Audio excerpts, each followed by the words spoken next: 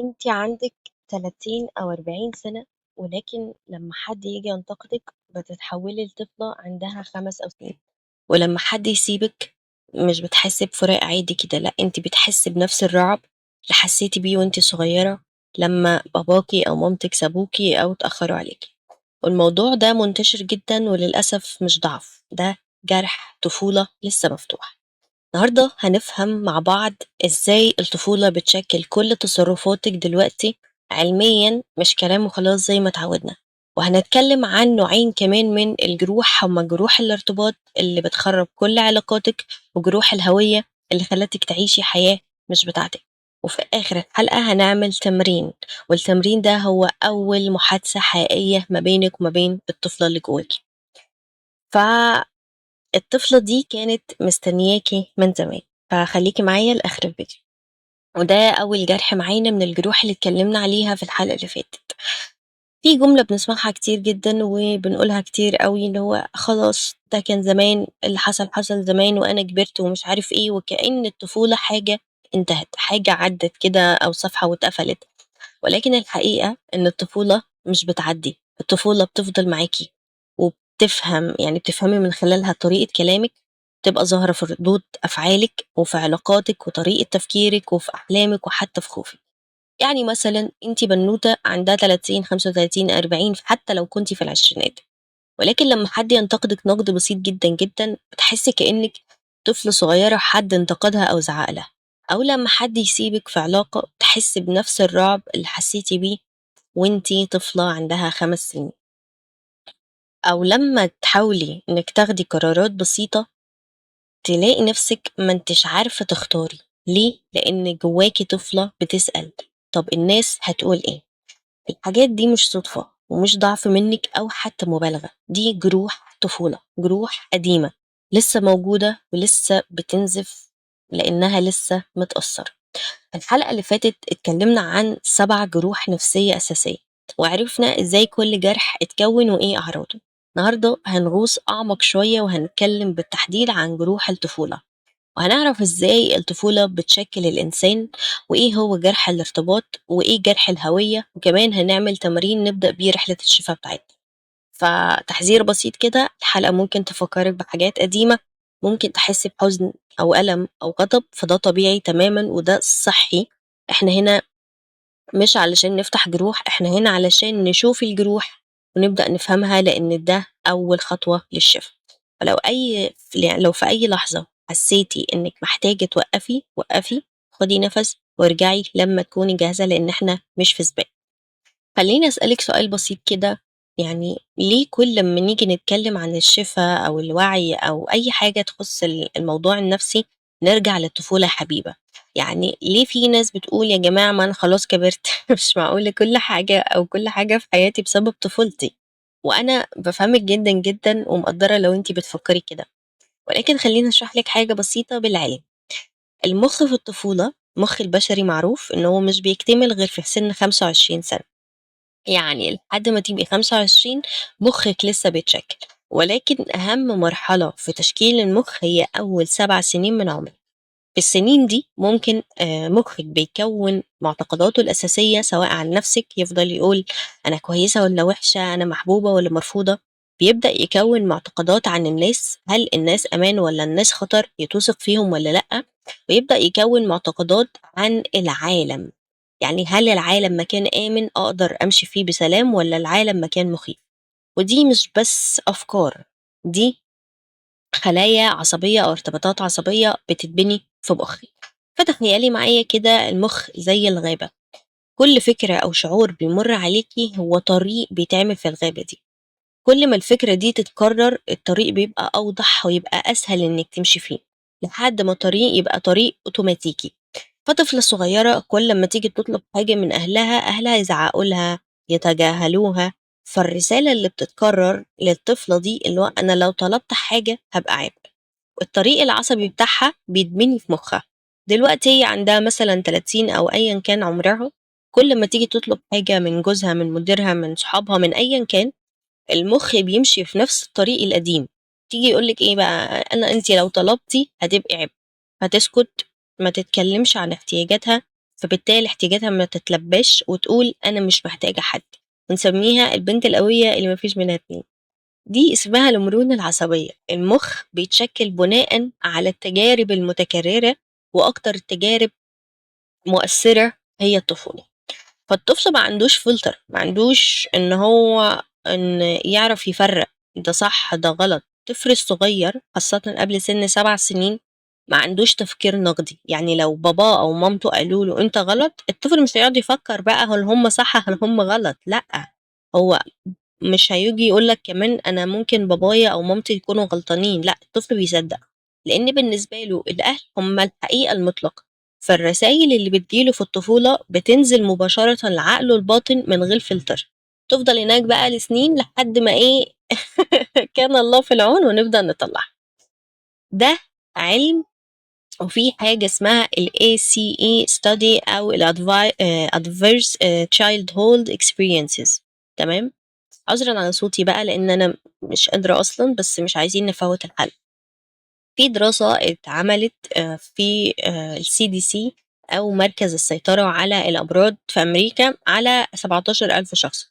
فالنتيجة إن كانت كل ما الشخص يكون عنده تجارب سلبية أكتر في الطفولة، من طلاق من عنف من إهمال من إساءة، كل ما يكون عنده احتمالية أكبر للاكتئاب والقلق، كل ما يكون عنده احتمالية أكبر للإدمان، للأمراض الجسدية، للعلاقات المدمرة، لصعوبة في الحياة بشكل عام. فأنتِ أتمنى تكوني فاهمة دلوقتي هي ليه الطفولة مهمة. إحنا مش بنقول كده علشان نلوم الأهل، مش عشان نفضل ضحايا بقى ونعيش دور الضحية، لأ، أنا عايزاكم تكونوا قوايا بنفسكم وتوصلوا لنسختكم الحقيقية من غير أي حد. إحنا هنا بنقول علشان نفهم، ونفهم إزاي اتبنينا، إزاي اتشكلنا، وكمان إزاي إحنا نقدر بنفسنا نعيد البناء ده. فتعالوا يلا بينا نتكلم عن جرح الارتباط. من أعمق وأخطر جروح الطفولة، لأن هي بتأثر على كل علاقاتك في حياتك. طيب ده بقى يدخلنا على نقطة مهمة جدا، هي نظرية الارتباط أو الاتاتشمنت. في الخمسينات عالم نفس بريطاني اسمه جون بولبي عمل بحث على الأطفال، واكتشف إن الطفل محتاج يتعلق بشخص بالغ، بيكون غالبا الأم، لأن هي أكتر حد قريب منه بشكل آمن علشان ينمو نفسيا بشكل صحي. فالموضوع هو احتياج بيولوجي، يعني مش رفاهية. زي ما الطفل محتاج أكل وشرب ونوم، الطفل برضه محتاج ارتباط عاطفي آمن. لما الطفل ما يحصلش على ده، بيتكون عنده جرح ارتباط، فده بيأثر على طريقة ارتباطه بالناس. طيب، قال لك ايه بقى بولبي ده؟ قال لك ان في 4 انماط اساسية من الارتباط. اول نمط، وهو اكتر نمط صحي اللي نفسنا كلنا نوصل له، هو الارتباط الآمن. ده نمط صحي. ازاي بيتكون؟ لما الام اللي هي او مقدم الرعاية بمعنى اصح تكون متاحة عاطفيا للطفل. يعني لما الطفل يعيط تجيله بسرعة وتهديه، لما الطفل يخاف تحتويه، لما يفرح تفرح معاه، لما يحزن تحزن معاه، لما يعيط تطبطب عليه. فالنتيجة ان الطفل بيتعلم ان الناس هنا امان، انا لو احتجت حد هيكون موجود جنبي، اذا انا محبوب. فتلاقي الشخص لما يجي يكبر يكون قادر ان هو يكون علاقات صحية. هو مش خايف من القرب ولا حتى من الاستقلال، بيعرف ان هو يعبر عن احتياجاته بشكل صحي، بيثق في الناس بشكل متوازن، وبيحس بالامان في العلاقات. ده النمط المثالي، ولكن للاسف مش كل الناس بتحصل عليه. ده ياخدنا بقى على نمط الارتباط التاني، هو النمط الارتباط القلق، او الشخص القلق اللي بنسميه كده. بيتكون لما الأم تكون مش مستقرة عاطفيا، مرة موجودة ومهتمة وبتحبك والدنيا تمام، مرة غايبة ومش مهتمة ومش معبراك كده. فالطفل مش عارف يتوقع هو ايه اللي هيحصل. فهنا الطفل النتيجة ان هو بيتعلم انا مش متأكد ان الناس هتفضل معايا، اذا انا لازم اتمسك بيهم، اذا انا لازم اتأكد ان هم لسه بيحبوني، فافضل اعمل لهم اختبارات 5000 تشيليهم مرة. ازاي بيظهر بقى؟ لما الانسان بيكبر هتلاقيه قلق دايم في العلاقات. تمام. نمط قلوق دايما في علاقاته. يجي تفضل تسأل بقى لسه بيحبني، طب ليه ما ردش على رسالتي، اكيد زهق مني، اكيد هيسيبني، اكيد مش عارف ايه. هتلاقي عندها برضو تعلق زيادة عن اللزوم بالاشخاص، بتتصلي كتير، بتسألي كتير، بتحتاجي طول الوقت ان هو يطمنك بشكل مستمر. هتلاقي عندك خوف شديد جدا جدا من الهجر، وده عنوان حلقتنا المرة الجاية. تلاقي نفسك بتضحي علشان الشخص ما يسيبكيش. مرة كلمتني بنوتة سي مثلا هنسميها سارة، هي في علاقة من 3 سنين وهي أصلا عندها 28 سنة. فقالت لي: حبيبة أنا تعبانة، أنا يعني كل يوم بقلق، كل ما يجيش يرد على رسالتي حبيبة بسرعة أحس إن هو هيسيبني، بتصل عليه 10 مرات و15 مرة في اليوم علشان أطمن، وحسيت إن هو بدأ يزهق. سألتها: طيب إيه اللي خلاكي تحسي بكده؟ فقالت لي: ماما كانت طول الوقت مكتئبة لما كنت صغيرة، مرة تكون موجودة معايا وحنونة، مرة تكون منعزلة ومتردش عليا. كنت مش عارفة أتوقع حبيبة، يعني يوم تحضني ويوم تزقني، يوم تحتويني ويوم ما مش طايقاني. ده بالظبط التعلق القلب. فالطفلة ما كانتش عارفة تتوقع الحب هيكون موجود ولا لأ، فكبرت وهي لسه بتدور على حاجة بنسميها طمأنينة مستمرة. النمط التالت معانا هو الافويدنت او نمط الارتباط التجنبي. ازاي بيتكون؟ الموضوع ده صعب قوي قوي قوي. لما الام او مقدم الرعاية بتكون غير متاحة عاطفيا، تلاقيها باردة، بعيدة، مش بتستجيب لاحتياجات الطفل. الطفل لما يعيط محدش بيجيله، لما يخاف محدش يهديه، لما يحصل له أي حاجة محدش يكون جنبه. فالطفل هنا بيتعلم إن الناس كده كده مش هتكون موجودة، فالأحسن إن أنا أعتمد على نفسي علشان محتاجش حد. فتلاقي عندك صعوبة في القرب العاطفي، بتبعدي عاطفيا في العلاقات، اللي هو عمالة تقولي جواكي أنا كويسة لوحدي، أنا مش محتاجة حد، أنا مش عارف إيه. فبتحس إن الناس عمالة تخنقك لو هم قربوا. فتلاقي عندك صعوبة في التعبير عن مشاعر، هتلاقي إنِّك بتهربي من الالتزام العاطفي. يعني عارفة أنتِ اللي هو إيه، أنا أسيبه قبل ما يسيبني، هو ده. آخر نوع من الأنماط ال4 هو نمط الارتباط المشوّش أو الفوضوي، ده أصعب نمط. هتلاقي إزاي بيتكوّن، هتلاقي الطفل عايش في بيئة مسيئة ومخيفة طول الوقت، فالشخص اللي المفروض يحميه اللي هو الأم أو الأب أو مُقدِّم الرعاية هو نَفْسه مصدر الخطر. وده يعني صعب أوي، أوي، أوي لمّا يحس، يعني المفروض الطفل خايف فيروح لمامته، ولكن مامته هي نفسها اللي عمّالة ترعبه بالضرب والصراخ والإهمال وبتاع. فبيحصل تشويش عند الطفل، تشويش كامل بقى، الطفل مش عارف أنا أقرّب والّا أبعد، أثق والّا أخاف. هتلاقي عندِك بقى النمط ده لو عندِك هتلاقيه ظاهر في علاقاتِك أوي، اللي هو أنتِ مرّة تتمسكي بالشخص بشدة، مرّة تهربي منه. علاقات فوضوية تمامًا، مرّة تثقي، مرّة تشُكي. صعوبة شديدة جدًا، جدًا في تنظيم المشاعر، وهتلاقي عندِك إحساس دايم بالخوف في العلاقات. دي من ضمن أعراض برضه الborderline اللي هو يوم يحبك يوم يكرهك. فالمهم اللي هنا إن أنماط التعلُّق هي مش حُكم نهائي. يعني لو عندِك مثلًا تجنُّبي، عندِك مشوَّش، عندِك قلوق، ده مش نهاية العالم. يعني إحنا هنا بنفهم، ولمّا تفهمي نمطِك أنتِ تقدري تشتغلي عليه، وده بالضبط اللي هنعمله في الحلقات الجاية. وفي آخر الحلقة هاقول لِك شوية أسئلة تفهمي بيهم النمط بتاعِك واصل لحد فين. هناخد نَفَس عميق كده لإن عارفة إن الكلام كتير. تعالي بقى أنا باحاول أجيب لكم الشرح بأبسط الطرق الممكنة، لإن أنا ما باحبش الشرح الزيادة بصراحة، الدش الكتير ده ما باحبوش. فتعالوا ندخل على الجرح التاني، هو جرح الهوية. ده صعب أوي، أوي، لإن هو خفي، يعني مش واضح زي جرح الارتباط، ومن كتر ما هو خفي عميق جدًا، جدًا، جدًا.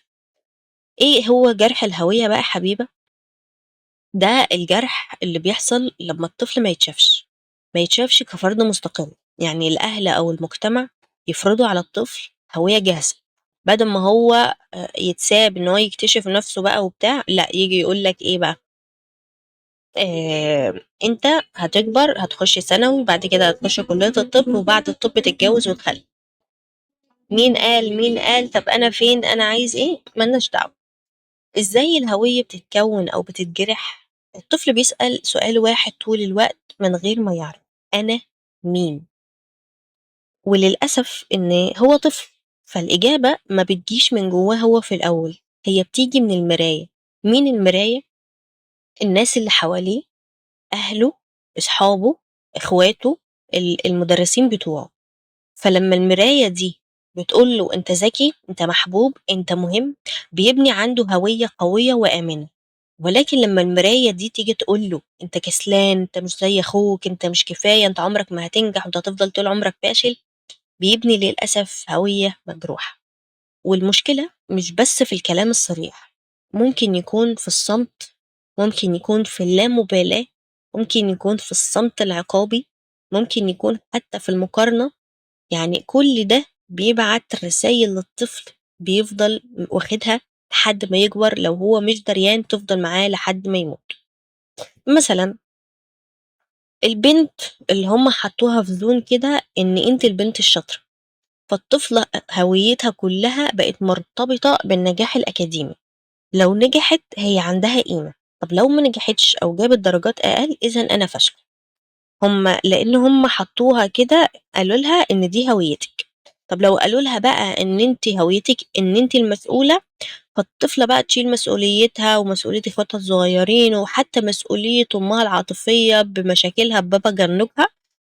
فهويتها بقت إن أنا أشيل، وإن أنا أهتم بالناس، وإن أنا مسؤولة، ولو عملت حاجة لنفسي أنا أنانية. ودي شائعة جدا جدا في مجتمعنا الجميل.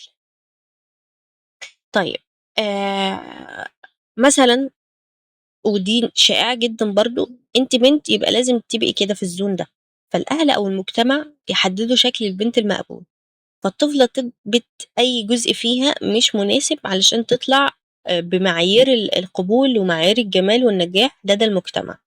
فلما تكبري انت مش عارفة انت مين، انت بتعيشي حياة اسمها المفروض، مش حياتك الحقيقية.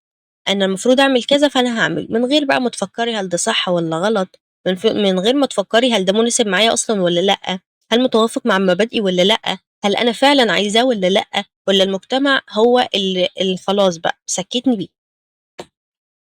أم، طيب انا ايه علامات اني انا افهم بيها حبيبة اني انا جرح الهوية، عندي جرح هوية؟ تحس انك مش عارفة انت مين من غير ادوارك. يعني ده احنا اتكلمنا عنه في الاقنعة.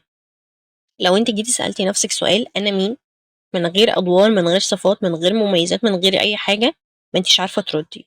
هتلاقي عندك قيمتك، القيمة بتاعتك مرتبطة بالانجازات، اللي هو انت لو ما عملتيش حاجة بتحسي انك ما فيش. دي نقطة اتكلمت عنها قوي في محاضرات الصحة النفسية في الكورس. فالموضوع صعب قوي قوي قوي، لان انا واحدة من الناس كنت اكتشفته من زمان جدا، والحمد لله بدأت ان انا اعالج الموضوع. فكرة ان هو المشكلة مش انت عندك ايه، المشكلة هل انت اصلا شايفاه ولا لا. ان فكرة انك تشوفيه ده نص الحل بالنسبة لي انا كحبيب على الاقل. فطول ما انت مش شايفة حاجة انت هتفضلي كده ما انتيش عارفة حاجة. هتلاقي عندك صعوبة برضو في انك تاخدي قرارات. انا عايزة ايه، انا معرفش، انا عايشة حياة الاخرين، عاملة احقق احلام اهلي، احلام المجتمع، وتطلعات المجتمع مني وتطلعات اهلي مني، ولكن عمري ما حققت اي حاجة ليا. فده كان باختصار شديد جرح الهوية وجرح الارتباط. جرح الارتباط اعتقد انا شرحته في حلقة قبل كده. تعالي بقى نعمل اختبار نفهم بيه الأنماط بتاعتنا، أنماط الارتباط والهوية. هقولك جمل بالنسبة لأنماط الارتباط، وهتقيميها من 1 ل10. تمام؟ فعندنا 4 جمل تخص نمط الارتباط القلق. نركز، نمط الارتباط القلق: لما حد عزيز عليا ما يردش على طول، هل أنا بقلق؟ هنقيم من 1 ل10. هل أنا بحتاج تطمين متكرر إن الناس لسه بتحبني؟ لو عايزة إنِّك توقّفي الفيديو وتكتبي وبعد كده تقيّمي، ما فيش مشكلة. هل أنا باتمسّك بعلاقات حتى لمّا هي بتأذيني خوف من الفراغ والوحدة؟ الفكرة في إن حد يبعد عني بتعمل لي قَلَق شديد. دول كانوا 4 الجُمل بتوع نمط الارتباط القلق. تعالي ندخل على نمط الارتباط التجنُّبي، في 4 جُمل برضه بتقول لِك هل صعب عليّا أطلب مساعدة حتى لمّا باكون محتاجاها فعلًا؟ هل بافضل إن أنا أعتمد على نفسي علشان ما حدش يخذلني؟ لمّا حد يقرّب منّي كتير باحس بضغط أو إن أنا عايزة آخُد مسافة يعني ما بيني وما بينه؟ أخيرًا، هل صعب عليّا أعبّر عن احتياجاتي في العلاقات؟ طيب، نيجي على جرح الهوية، هل باحس إن قيمتي مرتبطة بإنجازاتي مش بوجودي؟ 2 صعب عليّا أصدّق إن حد بيحبّني من غير سبب، باحس بذنب لمّا باخد لنفسي وقت أو باحقق لنفسي احتياج. أخيرًا، في جزء منّي لسه بيصدّق رسايل سلبية قديمة عن نفسي. جمّعي بقى الحاجات دي والأنماط اللي جابت أكتر من 25 هي المحور الرئيسي إن إحنا نشتغل عليه. دلوقتي عايزين نعمل تمرين، فخلّيكِ قاعدة كده في مكان هادي، مش عايزاكِ تعملي أي حاجة، ما فيش حاجة اسمها صح وغلط دلوقتي، محتاجة إنِّك تعرفي هيحصل إيه، ولكن اللي أنا محتاجاه إنِّك تكوني موجودة معايا. لو في ناس حواليكِ حاولي تروحي أوضة لوحدِك، لو مش قادرة حطّي سماعات في ودانِك. قبل ما نقرّب من أي جرح لازم الجسم إن هو يحس بالأمان الأول، مش علشان يعني إيه، عشان الجرح ما يتخزّنش في الأفكار، لإن هو already أصلًا متخزّن في الجسم، وطالما جسمِك خايف مش هيسمح لِك إنِّك توصلي للعمق، تمام؟ فاقعدي في قعدة كده بحيث رجليكِ تكون لامسة الأرض، مش لازم وضع معيّن، الوضع الأريح ليكِ اقعدي، بس أنتِ حاسة إن الأرض تحتِك، أوكي؟ دلوقتي حاولي تبُصّي حواليكِ، مش لازم تغمّضي عينِك دلوقتي، وتسمّي 5 حاجات شايفاها،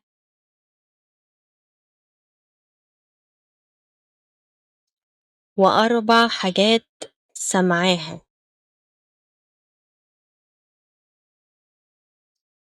و3 حاجات حاسّاها. خُدي وقتِك،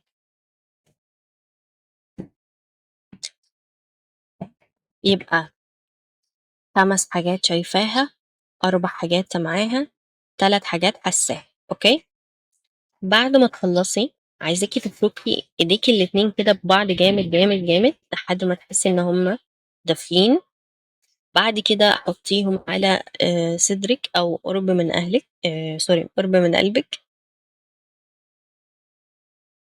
عايزاكِ تحسّي بحرارة إيدِك، ركّزي فيها، ركّزي على حرارة إيدِك بس، حاولي تاخدي نَفَس من الأنف بشكل بطيء لحد ما بطنِك تلاقيها اتنفخت زي البالونة، وبعد كده هتطلّعيه من بُقِّك بشكل أبطأ كإنِّك بتنفخي شمعة، يالّا.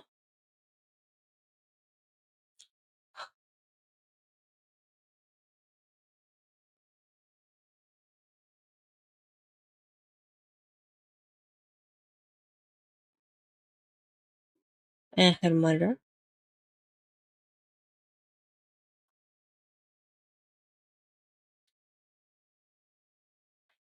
حاولي تلاحظي جسمِك دلوقتي، هل كتافِك نزلت شوية؟ أهم حاجة الجهاز العصبي يسمع، حتى لو أنتِ مش حاسة بفرق، أهم حاجة تحسي إنِك هديتِ شوية، حتى لو حاجة بسيطة. المرحلة التانية عايزين نعرف الجرح بيتكلم إزاي في جسمنا، فعايزاكِ تفكري في موقف قريب مش لازم يكون كبير، مش لازم بصدمة، حسيتِ فيه بألم أو زعل أو إحساس إنِك لوحدِك أو إحساس إن في حاجة غلط فيكِ أو إحساس إنِك مش كفاية، أي موقف. حاولي تحسي فيه بجسمِك، مش لازم تفكّري فيه بعقلِك، واسألي نفسِك الإحساس ده فين بالضبط، في كتفِك والّا في بطنِك والّا في صدرِك والّا في زورِك؟ واسأليه من غير أي كلام، بس اسألي أنت بتقولي إيه. حاولي تستني شوية، مش لازم تيجي إجابة في الكلام، ممكن تيجي صورة، ممكن إحساس، ممكن ذكرى. دلوقتي اكتبي على ورقة من غير أي تفكير: أنا لما بتأذي بيحصل في جسمي، وكملي الجملة. أي كلام يطلع اكتبيه.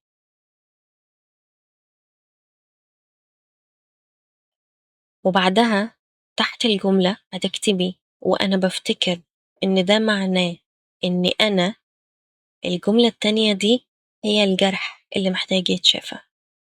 يبقى تاني تكتبيه على ورقة: لما بتأذي بيحصل في جسمي كذا، وتحتها وأنا بفتكر إن ده معناه إني أنا، وده الجرح اللي هنشتغل عليه.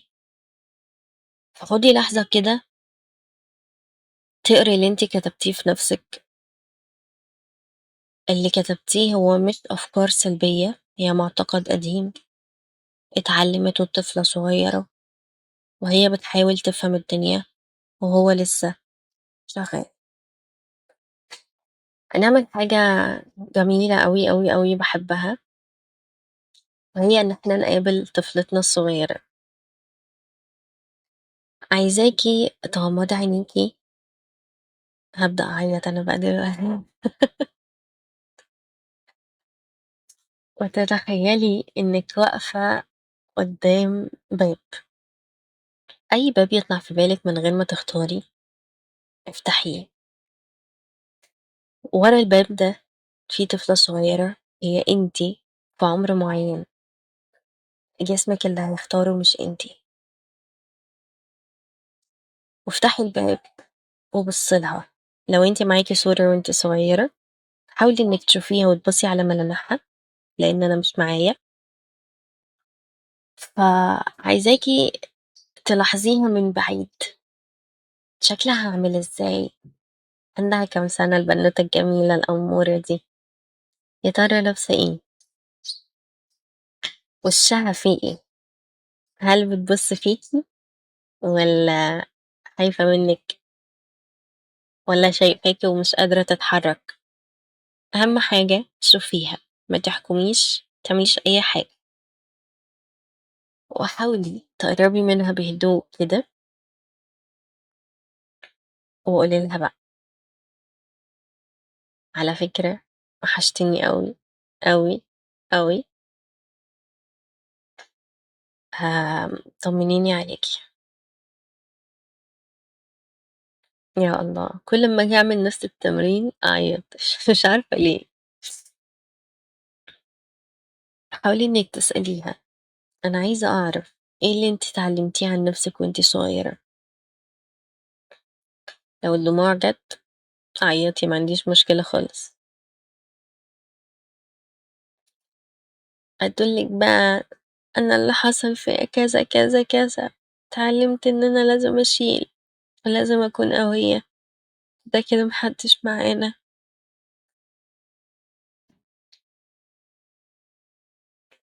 المهم، حاولي إنك تكتبي على الورقة جنبك 3 حاجات. أول حاجة، كان عندها كام سنة لما قابلتيها، يعني العمر اللي ظهرت بيه الطفلة، علشان نعرف الجرح ده لسه موجود وانتي كام سنة. بعد كده تاني حاجة الإحساس الأساسي اللي عندها. تالت حاجة الجملة اللي اتعلمتها عن نفسها، لو هي جملة واحدة تمام، لو هي أكتر من جملة تمام. أهم حاجة نخرج كل اللي جوانا.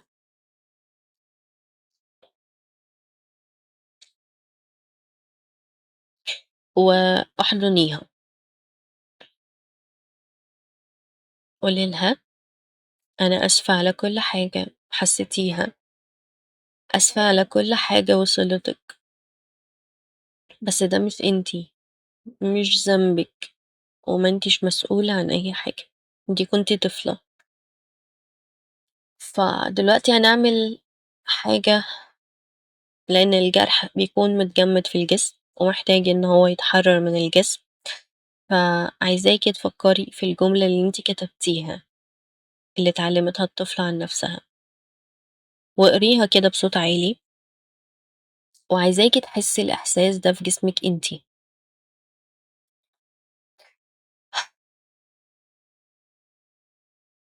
نحاول ناخد نَفَس عميق يالّا، عشان أنا باعيط معاكم أصلًا.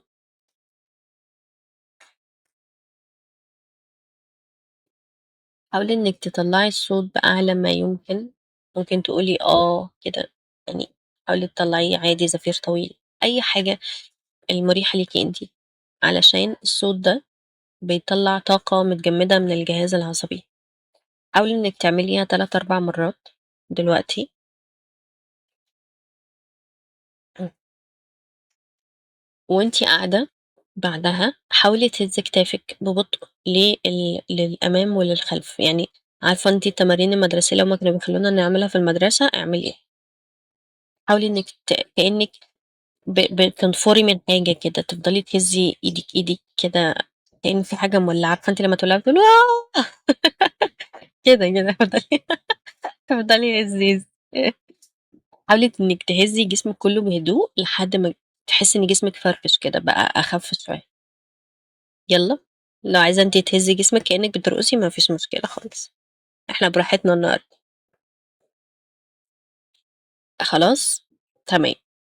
دلوقتي بقى هنكتب من الجسم مش من الدماغ، يعني مش هنفكّر في حاجة. هتكتبي بصوت الطفلة اللي أنتِ قابلتيها دي، وسيبيها هي تمسك القلم. تفضلي تكتبي إيه بقى، ت عايزاكِ بقى تطلّعي كل اللي جواكِ. أنا الطفلة اللي جواكِ عايزة أقول لِك إن وتسيبي القلم يمشي لوحده 10 دقايق من غير ما توقّفي، سيبيها تشتكي، سيبيها تسأل، سيبيها تلوم، سيبيها تعيط على الورق، تقولي اللي ما اتقالش من زمان، سيبيها بُصّي تعمل كل اللي هي عايزاه. الموضوع ده مهم أوي، أوي، أوي. أنا لمّا كتبته تقريبًا أنا فضلت أكتب ييجي 10، 15 صفحة، مش عارفة أنا ما وقفتش إزاي أصلًا، دي كانت أول مرّة في حياتي إيدي ما توجعنيش. اسألي بقى أنتم كنتم فين، ليه ما حدش شافني، وأنا إيه الغلط اللي أنا عملته، أنا تعبت من إني أحاول ما حدش يلاقيني. كله بقى، يعني اكتبي كل حاجة، أنا بادّيكِ مثال بس اكتبي كل حاجة، وعاتبي بقى اللي أنتِ عايزة تعاتبيه، واشتمي اللي أنتِ عايزة تشتميه، وكله بقى، أي حاجة أنتِ ما قدرتيش تطلّعيها لحد النهارده ما عرفتيش تقوليها، قوليها، اكتبيها على الورق، اكتبيها. لو في دموع نزلت دي تطهير، خلّيها تنزل، خلّيها تنزل، لإن في حاجات الجسم كان محتاج يطلّعها من زمان وما عرفش يطلّعها. حاولي توقّفي الفيديو واكتبي براحتك خالص، وبعد كده ارجعي. لو خلّصتِ اقفلي الورقة، ما تقريش أي حاجة خالص دلوقتي، وخدي نَفَس عميق. يالّا.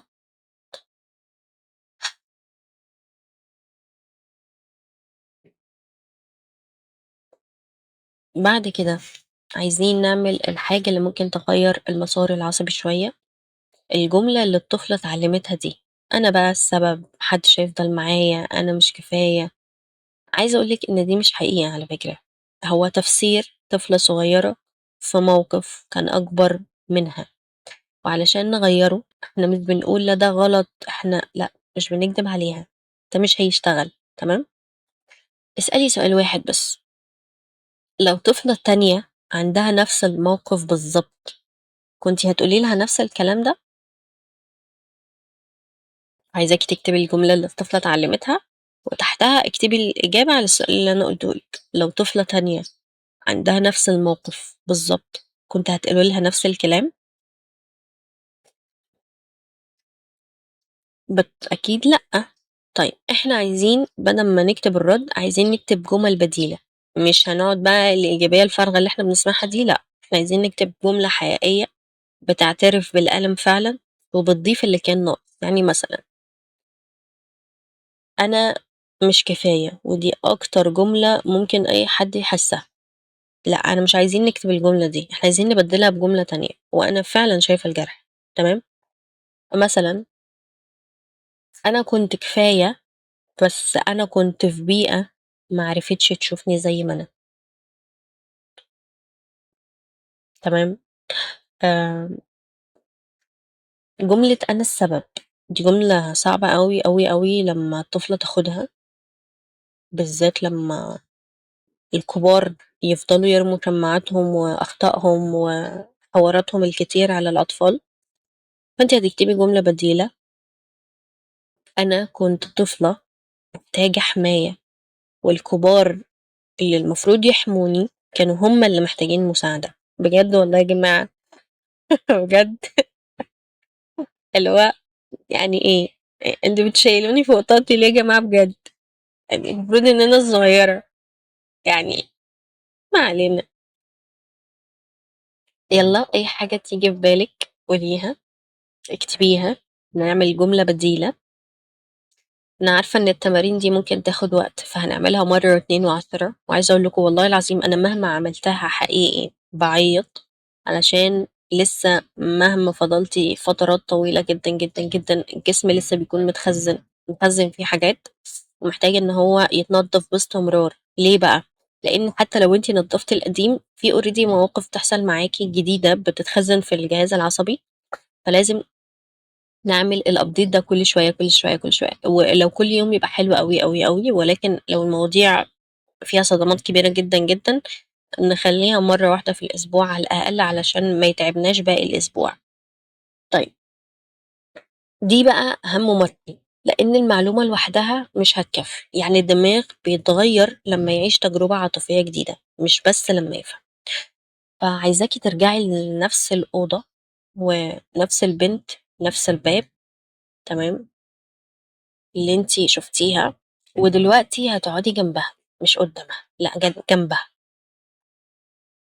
عايزاكِ تقولي لها الجملة البديلة اللي أنتِ عملتيها، قولي لها كأن هي أهم حاجة قُلتيها في حياتِك، لإن هي already كده، تمام، ولاحظي جسمِك بعدها وأنتِ بتقوليه لها، هل في دموع، في حُب، في ضيق، وعرّفيها إن كل دي معلومات مش حُكم. واسأليها بعدها إيه اللي أنتِ محتاجاه منّي، واسمعي، مهما قالت قولي لها هاعمله، مش هاسيبِك، أنا جنبِك مش هاسيبِك، وأنا جنبِك مش هاسيبِك. واحضني نفسِك كده، طبطبي عليها، وافتحي عينيكِ، واكتبي جملة في الورقة: أنا وعدت الطفلة اللي جوايا إني، وكمّلي الكلام اللي حصل ما بينكم. طبعًا أنا مش هاعرف أقول لِك كلام معيّن، لإن كل بنوتة بتسمعني هنا دلوقتي هتقول كلام مختلف على حسب اللي مرّت بيه.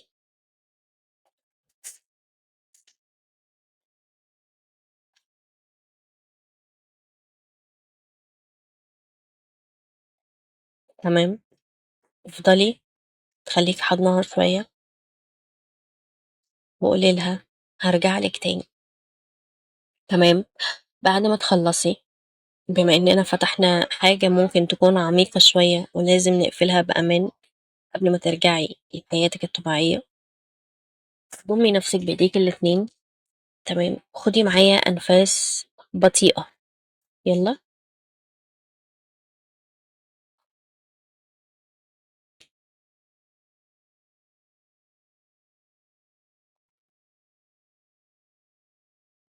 وافضلي كرّري: أنا هنا، أنا كبرت، وأنا معايا، وأنا في أمان. وأنتِ بتطبطبي كده، مش عارفة أنتِ سامعيني والّا لأ.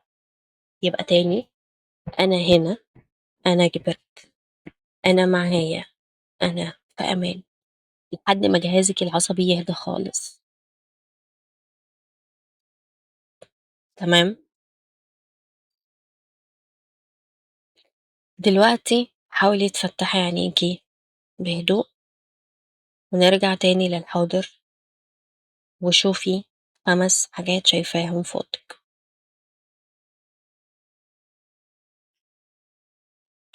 وجملة أخيرة هتكتبي في الورقة: النهارده عرفت عن نفسي إن أسيب الألم يكمل.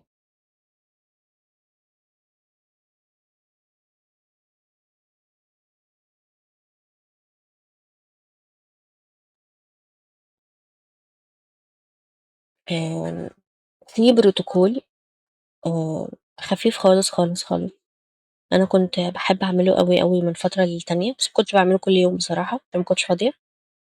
آمم، الجلسة دي مش هتعالج كل حاجة، ولكن هي فتحت باب، علشان الباب ده يفضل مفتوح أنتِ محتاجة ترجعي له كل يوم لو 5 دقايق.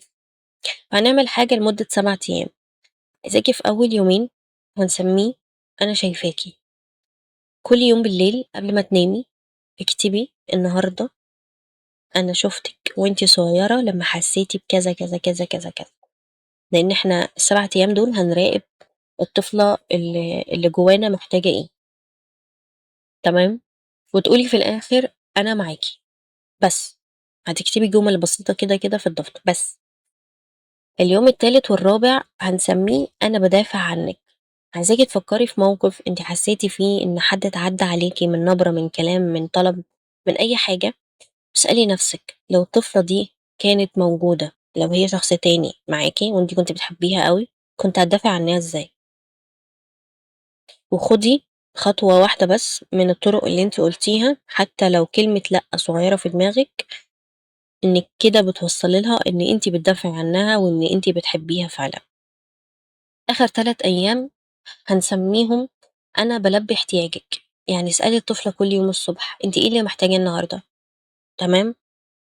أنا محتاجة لعب، نلعب يا باشا. محتاجة أمان 5 دقايق كده في مكان هادي من غير تليفون نقعد نحضن نفسنا، نقعد نرقص. محتاجة حُضن، ما عنديش مشكلة، حُضن واعي مع نفسنا كده لمدة دقيقتين، الدنيا تمام. محتاجة حد يسمعني، سجّلي voice note لنفسِك واسمعيه بعدها. حاولي إنِّك تكوني أقرب شخص ليها وتدّيها الأمان مع الترويض طبعًا، لحد ما تكون حاسة نفسها إن هي كويسة، تمام؟ والورقة اللي أنتِ كتبتِ فيها كل الحاجة اللي إحنا عملناها النهارده، خلّيها في مكان آمن علشان ترجعي لها، ماشي؟ إحنا كده خلّصنا الحلقة. في أسئلة بقى ممكن تيجي لي، زي مثلًا ممكن حد ييجي يسألني: "يا حبيبة أنا لو ما عنديش ذكريات واضحة من طفولتي، ده معناه إيه؟" الذاكرة مش شرط للتعافي، الجسم والأنماط السلوكية بيحتفظوا بأثر التجارب حتى لو الذاكرة الواعية مش موجودة. فابدئي من الأنماط الحالية اللي أنتِ عرفتيها عن نفسِك، ودي هتوديكِ للجذر لوحدها. ممكن حد يسألني سؤال تاني يقول لي: "يا حبيبة طفولتي كانت كويسة جدًا ومع ذلك عندي جروح، ده ممكن؟" هاقول لِك أيوه ممكن. ليه؟ لإن الجروح هي مش بتحتاج طفولة مؤلمة بشكل واضح، لأ، حتى في أحسن العائلات وأحسن البيوت في لحظات ما اتلبّاش فيها احتياج معيّن، ففي رسالة وصلت بطريقة غلط، فموقف فسّره الطفل بطريقة معيّنة، ده كافي لتكوين الجرح. حد ييجي يسألني: يا حبيبة لو إعادة الأبوة، وده إحنا اتكلمنا عنه في حلقة منفصلة اللي هي الreparenting، بيجيب لي حزن أو عياط عادي، هاقول لِك ده صحّي وطبيعي، الحزن ده مش عيب، لإن الجسم بيبدأ يعالج حاجة كانت متجمدة. ادّيه مكانه، ادّيه مساحته، ما توقّفيهوش. حتى لو الحزن كان شديد جدًا ومستمر، حاولي تاخدي استراحة وترجعي بهدوء. السؤال الرابع اللي ممكن ييجي لي: إزاي أعمل reparenting يا حبيبة وأنا لسه في بيئة لسه بتأذيني؟ وده من أصعب الحالات، وخاصةً لو علاقة toxic، في بيئة toxic أو بيئة نرجسية. إعادة الأبوة معناها إنك بتبني عالم داخلي آمن حتى لو الخارج مش آمن، يعني الأدوات الداخلية بتتبني وأنت بتبني ملجأ جواك. مش معناها إنك بتتجاهلي الخارج، لأ، أنتِ بتبني مواردك إن هي تساعدك تتعاملي معاه بشكل أفضل. كل الأهم أنتِ وجواكِ الأهم من اللي برّه، تمام؟ السؤال اللي بعده: لو التمرين خلّاني حبيبة أحس بغضب من أهلي. الغضب ده طبيعي جدًا ومش حاجة عيب، هو جزء من التعافي، بس مهم تعرفي إن الغضب مرحلة مش هدف. الهدف مش إنِّك تفضلي غضبانة، لأ، الهدف إنِّك تتحرّري. التحرُّر ممكن ييجي حتى من غير ما تسامحي مسامحة كاملة على فكرة، يعني مش لازم نسامح مسامحة كاملة علشان نحس بالتحرُّر، لأ. طيب، آآ السؤال اللي بعده: إزاي أفرّق ما بين الطفلة الداخلية والبالغة؟ الطفلة الداخلية بتظهر في ردود الأفعال الانفعالية اللي مش متناسبة مع حجم الموقف، في الخوف المبالغ، في الحزن العميق من حاجة صغيرة ما لهاش لازمة، في الرغبة الشديدة في الاعتماد أو العكس. البنت البالغة بقى هي اللي بتلاحظ كل ده وبتقدر توقّف لشوية حلوين وتختار رد فعل على حسب الموقف طبعا. آخر سؤال معانا، إمتى أنا محتاجة متخصص لو التمارين صحت صدمة كبيرة أو ذكريات مؤلمة جدا، لو في إحساس بالخطر على نفسك، لو الأنماط دي بتأثر على حياتك بشكل ما انتش قادرة تشتغلي معاه لوحدك. المتخصص هنا مش رفاهية ومش بديل للشغل الذاتي، هو شريك فيه لما الشغل يحتاج دعم إضافي.